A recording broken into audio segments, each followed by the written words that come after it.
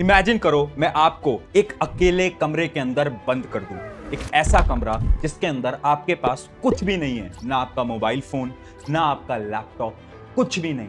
उस कमरे के अंदर आप अकेले हो, ना आपका कोई दोस्त है जिससे आप बात कर सकते हो। मैं आपको दो ऑप्शन देता हूं, या तो आपको कुछ घंटे बिताने हैं उस कमरे के अंदर, या फिर उसी कमरे के अंदर एक लाल बटन है जिस बटन को अगर आप प्रेस करोगे ना तो आपको लगने वाला है एक इलेक्ट्रिकल शॉक। तो आप क्या चूज करोगे? ऑब्वियस सी बात है, हर एक इंसान बोलेगा कि हम पहला ऑप्शन चूज करेंगे, उस कमरे में कुछ घंटे अकेले बिता लेंगे, खुद को शॉक थोड़ी ना देंगे, इतने पागल थोड़ी ना है हम। लेकिन एक शॉकिंग इंफॉर्मेशन मैं आपको बताता हूं। एक साइकोलॉजिकल स्टडी करी गई थी इसी चीज के ऊपर, जहां पर कुछ लोगों को दो ऑप्शन दिए गए, या तो आप कुछ घंटे इस कमरे में बिता लो या फिर आप खुद को इलेक्ट्रिकल शॉक दे लो। और शॉकिंगली बहुत सारे लोगों ने कुछ घंटे बिताने के बाद वो इतने ज्यादा परेशान हो गए कि उन्होंने उस लाल बटन को प्रेस कर दिया और खुद को शॉक दे दिया। और इस रिसर्च ने ये प्रूव कर दिया कि आज के समय पर इंसान के लिए सबसे मुश्किल हो चुका है अकेले रहना, यानी बोर्डम के अंदर रहना, लोनलीनेस को फील करना। अब आप खुद ही इमेजिन करो, आखिर वो कौन सा टाइम था जब आप अकेले बैठे हुए थे। अब अकेले से मेरा ये मतलब नहीं है कि आपके हाथ में मोबाइल फोन है, या फिर आप गाने सुन रहे हो, या फिर आप दोस्तों से बात कर रहे हो। अकेले से मेरा मतलब है एक जगह पर अकेले, जहां पर आप कुछ नहीं कर रहे हो और आप सिर्फ और सिर्फ अपने थॉट्स पे फोकस कर रहे हो। मेरे हिसाब से शायद आपको याद भी नहीं होगा कि आखिरकार आपने लास्ट टाइम कब अकेले बैठकर चीजों के बारे में सोचा था। और यही आज के समय की प्रॉब्लम है। लोगों को ऐसा लगता है कि जो बोर्डम है ना, ये एक प्रॉब्लम है, लेकिन रियलिटी एकदम अपोजिट है। अगर आप बोर्डम के अंदर रहना सीख लेते हो, यानी आप अकेले रहना सीख लेते हो, तो आप अपने ब्रेन की कुछ ऐसी छुपी हुई पावर्स को अनलॉक कर दोगे जिसकी मदद से आप अपने हर एक गोल को अचीव कर सकते हो। तो चलिए आज समझते हैं डिटेल के अंदर कि आखिर बोर्डम के अंदर ऐसी क्या छुपी हुई ताकत है, और आखिर आप कैसे बोर्डम को अपने दिमाग के अंदर अनलॉक करोगे, और उस अनलॉक से आप अपनी ब्रेन की एबिलिटीज को अनलॉक करोगे और अपने गोल्स को अचीव करोगे। हाय एवरीवन, मेरा नाम है प्रशांत।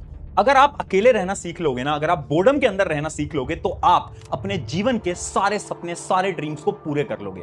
अब इसके ना बहुत सारे एग्जांपल है, जैसे कि इसका सबसे बड़ा एग्जांपल है निकोला टेस्ला। हाँ, वही निकोला टेस्ला जिसने कि दुनिया के अंदर बहुत सारे डिस्कवरीज करी हैं, जिसमें से कि एक डिस्कवरी है अल्टरनेटिंग करंट।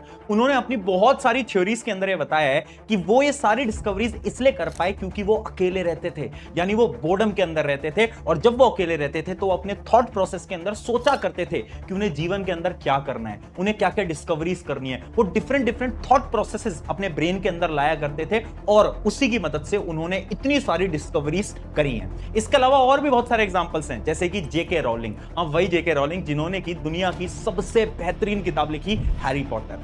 उन्होंने अपने कई इंटरव्यूज के अंदर ये बताया कि ये जो हैरी पॉटर लिखने की कहानी है ना, ये पता है कहां से शुरू हुई? एक ट्रेन के अंदर। एक ट्रेन के अंदर जब वो बैठी हुई थी अकेली, उनके पास कुछ भी नहीं था, मोबाइल फोन वगैरह, तभी उनके दिमाग के अंदर ये आइडिया आता है हैरी पॉटर लिखने का, जिसकी वजह से वो दुनिया की सबसे मशहूर किताब लिख पाई। यानी ये जो बोर्डम है ना, जिसको हम अपना दुश्मन समझते हैं, एक्चुअली में वो हमारा दोस्त है। अगर हमने इस बोर्डम को सीख लिया, यानी अकेले रहना सीख लिया, तो हम भी अपने गोल्स को, अपने ड्रीम्स को अचीव कर पाएंगे। लेकिन उतना आसान है नहीं जितना आसान सुनने में लगता है, क्योंकि अकेले रहना उतना सिंपल नहीं है, उतना इजी नहीं है। इसको समझते हैं साइंटिफिकली कुछ आसान भाषा के अंदर। जैसे ही आप अकेले होते हो ना, तो ये जो आपका दिमाग है ना, ये ब्रेन डिफॉल्ट नेटवर्क को एक्टिवेट कर लेता है। ये वही नेटवर्क है जिसकी मदद से आपका ब्रेन आपसे बार बार बोलने लगता है कि अरे कुछ काम कर ले, अरे अपने दोस्तों के साथ बाहर चले जा, अरे ऐसा कर, फोन उठा ले, जिसकी वजह से आप फोन चलाने लग जाते हो या फिर कहीं बाहर चले जाते हो, और ये बोर्डम वाली सिचुएशन खत्म हो जाती है। अब देखो, इसी चीज के ऊपर ना एक केस स्टडी करी गई थी, जिसके अंदर कुछ लोगों को यह बोला गया कि आपको अकेले रहना है कुछ घंटे, जिनकी एज 50+ थी। वहीं पर एक दूसरे ग्रुप के लोग थे जिनकी एज 20 साल से कम थी, उनको भी ये सेम टास्क दिया गया। और पता है रिजल्ट्स इतने शॉकिंग आए, क्योंकि वो जो पहला ग्रुप था ना, जिसके अंदर सभी की एज 50+ थी, उसमें से ऑलमोस्ट सबने इस चैलेंज को पार कर लिया, यानी इस चैलेंज को पूरा कर लिया। जबकि वो लोग जिनकी एज 20 से कम थी, उसमें से बहुत कम लोग थे जो कि इस चैलेंज को पास कर पाए। अब यहां पर फर्क क्या आया? फर्क आया जनरेशन गैप का। जैसे जैसे नई जनरेशन आती जा रही है ना, टेक्नोलॉजी बदलती जा रही है। टेक्नोलॉजी के अंदर इतने सारे चेंजेस हो रहे हैं, जिसकी वजह से आपका जो ब्रेन है ना, ये बहुत ज्यादा वीक बनता जा रहा है। इसी चीज को मैं आसान भाषा में आपको समझाता हूं। आज के समय पर सबसे नॉर्मल सोर्स हमारे लिए बन चुका है इंस्टाग्राम रील। जब भी हम एक इंस्टाग्राम रील चलाते हैं ना, तो उससे होता क्या है, हमारे दिमाग के अंदर एक केमिकल रिलीज होता है, जिस केमिकल को हम बोलते हैं डोपामिन। जैसे ये केमिकल रिलीज होता है ना, तो हमारी बॉडी को खुशी महसूस होती है, और इसके साथ साथ जैसी वो रील खत्म होती है तो हमारे दिमाग को ऐसा लगता है कि हमें कोई रिवॉर्ड मिला, यानी हमारा दिमाग बहुत ज्यादा खुश हो जाता है। और ये पूरी चीज हुई मात्र 30 से 40 सेकंड के अंदर।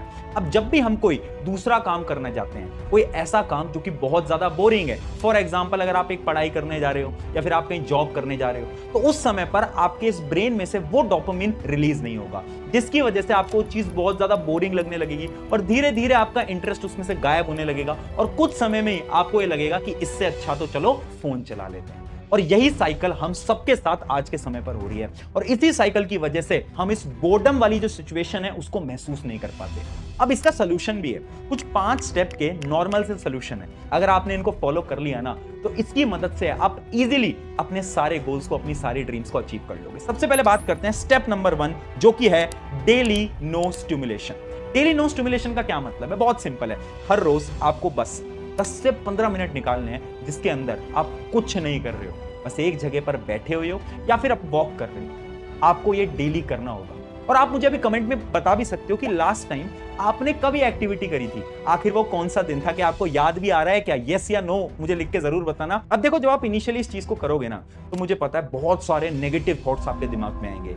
आपको ऐसा लगने लगेगा कि इससे अच्छा तो रील चला लेता हूं, इससे अच्छा तो कुछ काम कर लेता हूं। लेकिन धीरे धीरे आपको इसकी आदत लगने लगेगी, और इसी चीज को हम शायद हिंदी के अंदर या फिर इंग्लिश के अंदर हम इसको मेडिटेशन बोल रहे होते हैं। इसके अलावा ना आप एक और एक्टिविटी कर सकते हो। अगर आपके एक जगह पर बैठ के इमेजिन करना या फिर बस बैठे रहना मुश्किल है ना, तो आप चल चल के भी चीजों को कर सकते हो, यानी आप वॉक कर सकते हो और उसके साथ साथ आप अपने थॉट्स को अपने दिमाग के अंदर आने दे सकते हो। क्योंकि एक रिसर्च करी गई थी स्टैनफोर्ड यूनिवर्सिटी के अंदर, जिस रिसर्च ने ये प्रूव कर दिया कि अगर हम डेली 10 से 15 मिनट सिर्फ अकेले रहते हैं, वॉक कर रहे होते हैं, तो हमारी जो मेमोरी है, ये जो हमारी ब्रेन पावर है, ये जो हमारी विजुअलाइजेशन की ताकत है, वो 50% से इंक्रीज कर जाती है।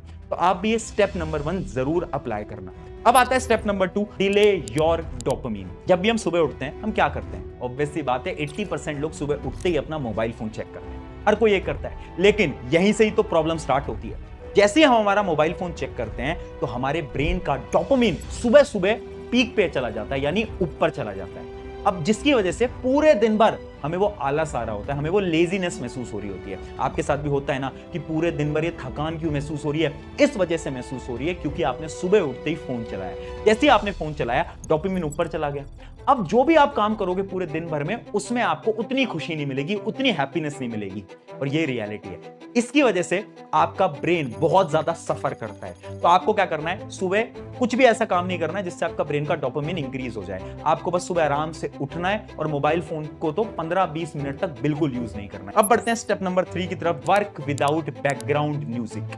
देखो यार, बहुत सारे बैकग्राउंड म्यूजिक हैं जो कि हम सुनते रहते हैं जब भी हम काम कर रहे होते हैं, और ये सबकी आदत है। आपने भी देखा होगा, जब आप कुछ काम कर रहे हो या फिर आप पढ़ रहे हो या फिर आप कोई भी चीज कर रहे हो, पीछे गाना कोई ना कोई तो चलता ही रहता है। लेकिन अगर मैं आपको ये बोलूं कि जो गाना है ना, ये आपकी मेमोरी पावर को वीक बना रहा है। और ऐसा मैं नहीं बोल रहा हूं, ऐसा बोल रहा है 2013 का जर्नल ऑफ कॉग्निशन का एक रिसर्च पेपर। उस रिसर्च पेपर ने प्रूव कर दिया कि अगर हम पढ़ाई के वक्त या फिर कुछ काम करते वक्त कोई लिरिकल म्यूजिक सुन रहे होते हैं, तो ये हमारी मेमोरी पावर के ऊपर इंपैक्ट लाता है। अब साइंटिफिकली ये होता कैसे है? बहुत सिंपल सी चीज है।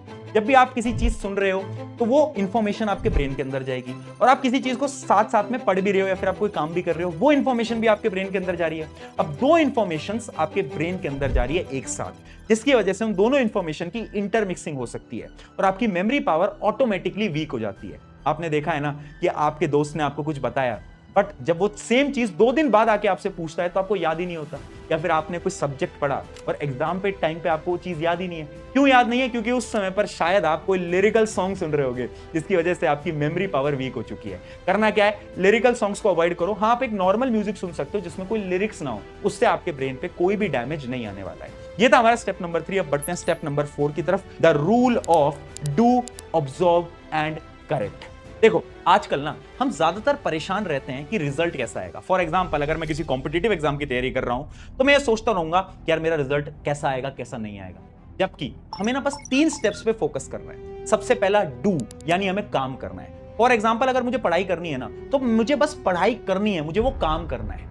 स्टेप नंबर 2, ऑब्जर्व, यानी मुझे एनालाइज करना होगा कि आज मैंने अच्छे से पढ़ाई करी या नहीं करी। फिर आता है step number 3 and most important step, correct. अगर मैंने अच्छे से पढ़ाई नहीं करी तो अगले दिन इस चीज को मैं करेक्ट करूं और मैं अच्छे से पढ़ाई करूं। अब ये चीज ना आपके दिमाग के लिए बहुत ज्यादा इंपॉर्टेंट है। क्यों? क्योंकि अगर आपने इस 3 स्टेप के प्रिंसिपल पे फोकस करा ना, तो ये जो आप टेंशन लेते रहते हो, ये जो आप ओवर थिंकिंग करते रहते हो कि रिजल्ट कैसा आएगा, मार्क्स कैसे आएंगे, क्या मैं लाइफ के अंदर कुछ कर पाऊंगा, कर पाऊंगी, ये सारी चिंताएं गायब हो जाएंगी। इसलिए बस फोकस करो इस 3 स्टेप पे, काम करो, ऑब्जर्व करो और उसके बाद अपनी गलतियों को करेक्ट करो। इतना करोगे तो ब्रेन की टेंशन खत्म हो जाएगी और आप उस बोर्डम वाली स्टेट को एंजॉय कर पाओगे। अब आते हैं फाइनली स्टेप नंबर 5 की तरफ, जो कि है डू बोरिंग थिंग्स, यानी वो काम करो जो कि आपके लिए सबसे ज्यादा बोरिंग है। एक बहुत बड़ी कहावत भी है ना कि अगर एक इंसान बोरिंग काम करना सीख लेता है, वो काम करना सीख लेता है जो कि उसको बिल्कुल पसंद नहीं है, तो वो दुनिया का कोई भी काम आसानी से कर सकता है। एक एग्जांपल मैं देता हूं अपनी स्टोरी से। मुझे ना रात को ब्रश करना बिल्कुल भी पसंद नहीं था, बट मैंने एक दिन ये सोचा कि अब से तो ये काम करना पड़ेगा। ये मेरे लिए बहुत बेकार काम था, मुझे बिल्कुल पसंद नहीं था, बट मैंने ये सोचा कि अब तो करेंगे। उसके बाद ना मेरे लिए लाइफ के अंदर बाकी छोटी छोटी चीजें भी आसान होने लगी। ये बड़ा एक छोटा सा एग्जांपल था, आप इसको भी आप अपनी लाइफ के अंदर लिंक कर सकते हो। जो काम आपको बिल्कुल पसंद नहीं है ना, वो काम करो, उससे आपका ब्रेन ट्रेन होगा और आपके थॉट प्रोसेस भी सही होंगे और आप ये जो बोर्डम वाली कंडीशन है, लोनलीनेस वाली कंडीशन है, इसको एंजॉय कर पाओगे और अपने ब्रेन की सुपर पावर्स को अनलॉक कर पाओगे। तो ये थे कुछ 5 स्टेप। आपको कौन सा बेस्ट स्टेप लगा कमेंट्स में जरूर बताना। शुक्रिया एवरीवन, मेरा नाम है प्रशांत, मिलते हैं नेक्स्ट वीडियो के अंदर।